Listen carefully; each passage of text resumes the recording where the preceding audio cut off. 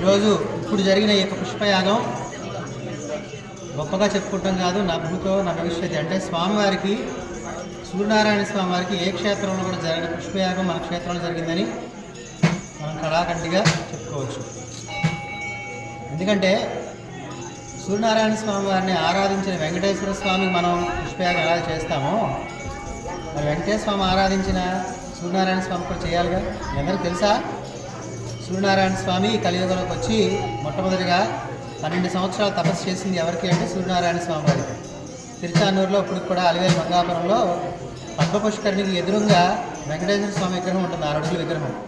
అది మొట్టమొదటిగా కలియుగ దైవం ప్రతిష్ఠించిన విగ్రహం. అది మీరు ఎప్పుడైనా వెళ్తే ఫస్ట్ అక్కడ విగ్రహం దర్శనం చేసుకుని, అమ్మవారిని దర్శనం చేసుకుని తర్వాతే వెంకటేశ్వర స్వామి దగ్గరికి వెళ్ళాలి. అప్పుడు పరిపూర్ణమైన కటాక్షం దొరుకుతుంది మీకు. అంతేనా కాదా?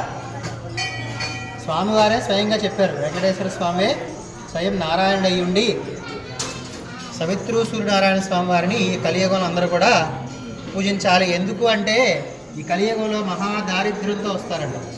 స్వామి ఎలా వచ్చారు? కలియుగం నుంచి వైకుంఠం వచ్చేటప్పుడు లక్ష్మీని పోగొట్టుకుని వచ్చారు. ఎప్పుడు జరిగింది అది? కలియుగం ఎంటర్ అవ్వగానే లక్ష్మీదేవి పోయింది వైకుంఠం నుంచి.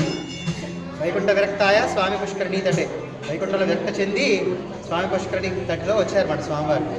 వచ్చి అక్కడ లక్ష్మీదేవి కోసం మళ్ళీ ఆరాధన చేసింది ఎవరి కోసం అంటే సూర్యుడి కోసం. సూర్యుడిని ఆరాధించి